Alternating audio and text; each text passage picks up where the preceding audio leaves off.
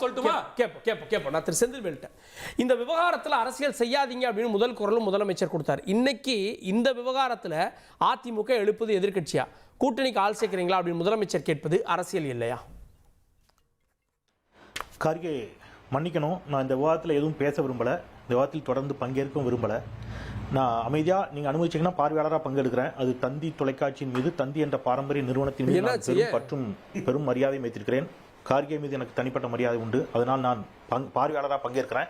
நீங்கள் அனுமதிக்கலைன்னா நான் அதுலேருந்து கூட வெளியேறிக்கிறேன். பட் நான் எதுவும் தொடர்ந்து பேச விரும்பலை. ஏன்னா ஒரு அறிவார்ந்த கேள்விகள், ஆக்கப்பூர்வமான கேள்விகள் முன்வைக்கப்பட்டிருந்தால், மாற்று கருத்து இருந்துச்சுன்னா விவாதிக்கலாம். நான் எது சொன்னாலும் அது அகைன் அது வேற மாதிரி போயிடும். சாரி கார்கே. இல்ல எதனால இப்ப சட்டமன்ற உறுப்பினர் ரவிராஜா விவாதத்துக்குள்ளே போக விரும்பல, விட்டுருங்க. இல்ல கார்கே, நான் எதுவுமே சொல்ல விரும்பல. அது சொன்னாலும் அது ஒரு விவாதம் என்பது வேற மாதிரியான ஒன்றாக இருக்கணும் என்று நான் நினைக்கிறேன். அப்படிதான் விரும்பி வரேன். நான் யாரையும் தனிப்பட்ட சொல்ல விரும்பல, நான் யார் மீது விமர்சனத்தை வைக்க விரும்பல. மற்றவர்களுடைய உணர்வுகளை நான் மதிக்கிறேன், எல்லோருடைய கருத்தையும் நான் மதிக்கிறேன். அவர்கள் கருத்தை சொல்வதற்கு அவர்களுக்கு உரிமை இருக்கிறது. பட் நான் இந்த மாதிரியான கேள்விகளை எப்படி எதிர்கொள்றது, என்ன பதில் சொல்லி என்ன புரிய வைக்கிறது எனக்கு தெரியல. நான் பார்வையாளரா பங்கேற்கிறதா இருந்தாலும் இருக்கிறேன், இல்ல விளைக்கிறேன்.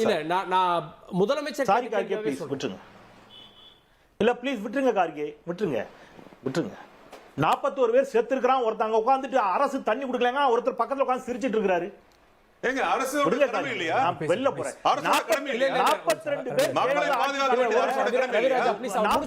பேர் செத்தாங்க. நான் இதுவரைக்கும் யார் பேசும்போது பேசல கார்கே, அதனால தான் நான் வந்தேன்.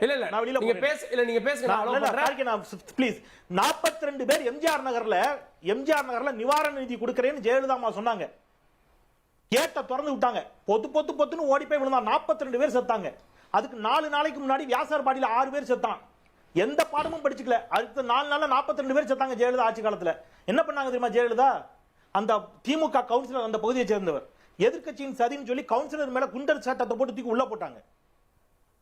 நீங்க விடுங்க, அதான் சொல்றேன்ல, நீங்க ஆட்சியில் இருக்கும்போது நீங்க கொடுத்த நிவாரண நிதியில் தொடங்கி துப்பாக்கி சூடு வரைக்கும் எதையும் பேச தயாரா இல்ல. ஒருத்தர் உட்கார்ந்து அவர் ஆர்கனைஸ் பண்ண கூட்டத்துக்கு அரசியல் தண்ணி பாட்டில் கொடுக்கலங்கிறாரு. திமுக காரங்க ஹாஸ்பிட்டல்ல போய் தண்ணி பாட்டில் கொடுத்ததுல ஏன்டா திமுக ஸ்டிக்கர் இருக்குன்னு கேக்குறாங்க. மரக்கில ஒடிஞ்சு ஒருத்தன் கீழே விழுறான், அதுல ஒரு குழந்தை செத்து போது. இதுக்கு அரசு எப்படி பொறுப்பெடுத்துக்கணும்னு தெரியல. நீங்க ஒரு விபத்தை எங்க கொண்டு நிப்பாட்டி இருக்கிறீங்க பாரு. எல்லாரும் சேர்ந்து வாதம் பண்ணி மலினமான அரசியலை நோக்கி நகர்த்திட்டீங்க. நானும் அதில் பங்குதாரராக இருக்க விரும்பவில்லை. நான் விடைபெறுகிறேன். நன்றி கார்கே. செந்தில்வேல், நீங்க தொடர்ந்து இருக்கணும்னு நாங்க வேண்டுறோம். இது அவர் பேசும்போது இது ஒரு விபத்துன்னு அவர் ஒத்துட்டு இருக்காரு. இதுக்கு முன்னாடி வரைக்கும் அவர் வேற மாதிரி சொல்லிட்டு இருந்தாரு. பரவாயில்ல.